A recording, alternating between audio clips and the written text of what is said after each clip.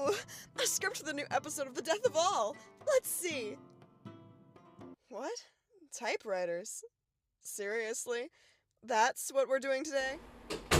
You know, I could have chosen a fountain pen instead. Well, regardless, the topic doesn't entirely interest me at all. Divinity. Oh, alright, Jason. I'll help you with your project. On the one condition that I get more screen time. Fine, I'll let you take part in the next short story I write. Yes! So, what's the first slide about? Hopefully something fun. Do you want me to grab Charann too? Sure. The more the merrier, I suppose. But first... What? Where am I? We're going to help Jason with his project. You called a psychopath to help with a history project on typewriters? You know, Divinity, she's right. Maybe... That's the best idea I've heard all week! I love it! I knew you'd come around. If you two are done, let's begin. So, the typewriter has a complicated history. Its development started as early as 1575, but the first successfully sold typewriter wasn't until 1867. It was known as the Sholes and Glidden typewriter, but was developed by three American inventors, Christopher Latham Sholes with Samuel Soule and Carlos Glidden. Sholes created the typewriter after being inspired by a British machine he saw in the newspaper. Sholes would go on to create a second model in 1868 that was faster than pen speeds by an extraordinary amount. However, he was unable to raise the money, organize a factory, or find skilled labor in order to create more of his typewriters cheaply. This is where the typewriter's Gilded Age journey truly begins. Sholes sold his patent in 1873 to E. Remington and Sons, who were skilled in creating guns and sewing machines. They would mass-produce the typewriter successfully, and the first ones would start selling on the market in 1874, renamed as the Remington. But what was the purpose of the typewriter originally?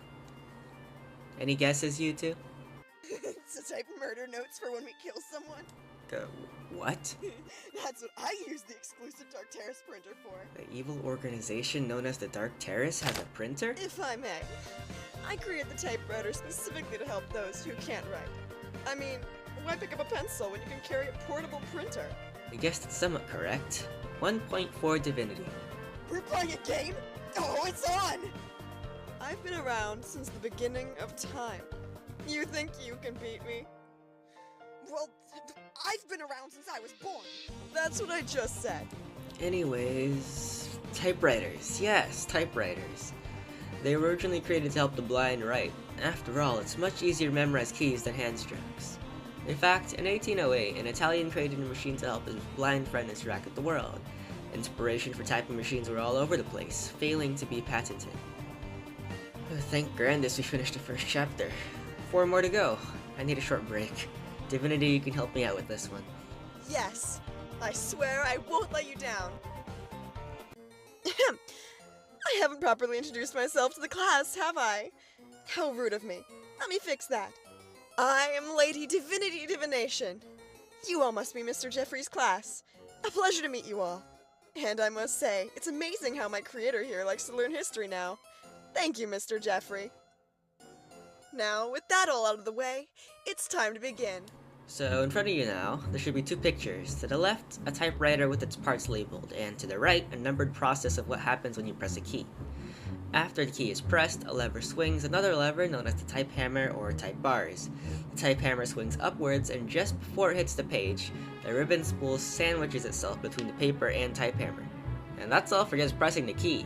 Now when you release the key, a spring makes the type hammer fall back to its original position. At the same time, the carriage which houses the paper moves 1 space to the left as to not create a monster out of the innocent letter you just typed. This process repeats itself until you get to the end of the line. A bell then sounds, signaling you to press the carriage return lever, which will move the paper up and send you back to the far left. How did we do? I thought I was pretty pizzazz. Please, use a different word.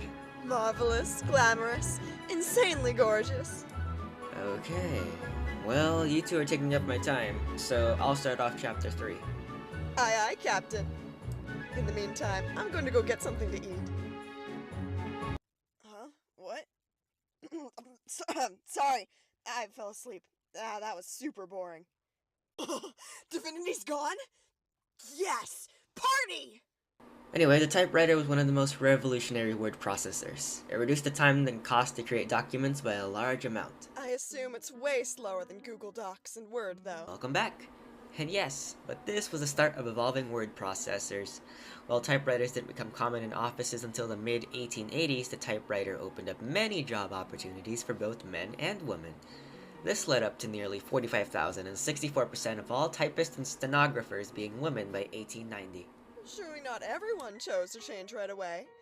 I'm asking because it took my sister 21 universes just to understand how wrong restarting over and over again is. Well, it didn't catch on right away per se, but it did change the lives of all who used it.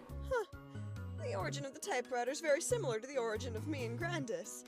We both didn't understand each other, but when it finally caught on, we changed the lives of humans in order to benefit our separate views.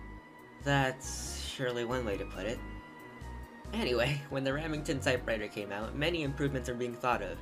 The shift key was added until 1878 in the Remington Model 2, and with it came double keyboard typewriters, which had both capital and lowercase letters separately, along with numbers and symbols. This was twice the amount of keys as a normal keyboard. They competed with the shift key typewriters, and inevitably, the shift key won due to its compact layout being more suitable for the majority. That's dumb. I would have preferred the double keyboards. Why? Because I get to feel the pain of arthritis faster. I'll buy you one, okay? Just calm down. The Remington Model 2 was highly successful, but other than the double keyboards, there was some competition. These were the Crandall, the Hammond, and many other competitors. These were released around 1881 to 1884. So, today we still feel the impacts the typewriters had long ago. The biggest one being the QWERTY layout that we have on our keyboards. The reason the keys are laid out that way was to avoid type hammer getting jammed. The most used letters were widely spaced apart, and if a type hammer were to get jammed, you'd have to reach in and fix it yourself, getting ink and oil all over you. That would be messy. I love a good mess. Disgusting. Moving on, typewriters not only gave more job opportunities, but improved existing jobs.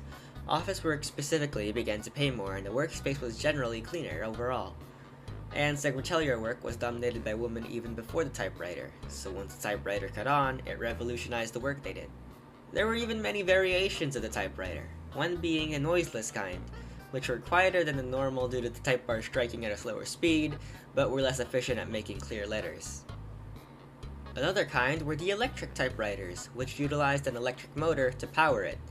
These typewriters were faster than the usual, and development for them started even before the Remington. But the typewriter that was most used in office work were the upstrike typewriters. They printed on the underside of the platen, so the writer couldn't see their work whilst typing. This would change going into the 1900s, as the front strike would take over, allowing the writer to see what they had typed. And quite obviously, this revolutionized the way books were created. Mark Twain in 1883 would purchase the Remington and type his manuscript known as Life on the Mississippi, naming him the first author to do so. And now we all type our manuscripts. Correction, you type your manuscripts. I mean, you're the only writer I know. I have one or two more friends that write too. Huh, interesting. Well, just remember, I'm counting on you to deliver my show to the audience. Yeah, I've heard this before, but right now this isn't your show. And now for our miscellaneous information. Information that we couldn't really fit in the other tab just because of distractions. Hey, I contributed! So did I. I thought we were helping. It was a mistake to hire both of you. Hire? We're getting paid? Yes, in exposure. Now, I've decided to do this one with all three of you taking part. Divinity, do you have the sales for the typewriter? Yep. I found some on this funny thing called the internet. Uh-huh. Okay, so in 1874, the Remingtons cost $125. Nowadays, these models are worth up to $25,000. By 1877, there were 70,000 typewriters in use, with 35,000 of those being the Remington, 15,000 being the Calligraph, and the rest being a balance between the other brands. And by 1891, 100,000 Remingtons were sold. I still don't understand how these paper rectangles with old people's faces on them are worth anything. Yeah, I don't know either. I'd probably take some camping and burn them to the ground! You know, some people would die for money over anything else. What the... Why? At least I only want to die after killing Jane! Yeah, like that's perfectly normal and fine. Let's move on to keyboarding skills. Back then, most typists used only their 2 index fingers, and even later on in 1893, most people typed with 2 to 8 fingers, and even agents selling those keyboard brands recommended 6 fingers. So much numbers! Let's cut off the fingers! That way, everybody will type with 0 fingers! But then the keyboard is useless. Personally, I type with 6 fingers. 10 seems a bit too crowded. Even so, using 6 or more fingers enables the use of touch typing, which is typing without looking at the keyboard. Probably the most efficient way of typing when mastered. Anyway, also in 1893, Remington, Calligraph, Smith Premier, Densmore, and Yost would all merge to create the Union Typewriter Company of America, also known as Typewriter Trust on newspapers. Did I forget anything? No, it doesn't look like you did. Alright then. Do the honors, Divinity. And now it's time for the finale, the final chapter. Shouldn't this be called the Epilogue, though? You're right. Let's redo that. I even replaced end with a more powerful word. Finally. It's 5 a.m. in the morning. Alright.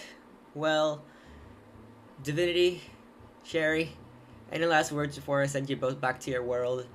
I never even wanted to be here in the first place. I was having fun at first, but then it became super boring. I have 2 things to say.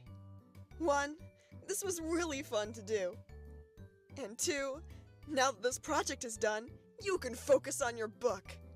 Oh, that's right. I have barely done anything since this project started. Cherry, say goodbye, class, with me.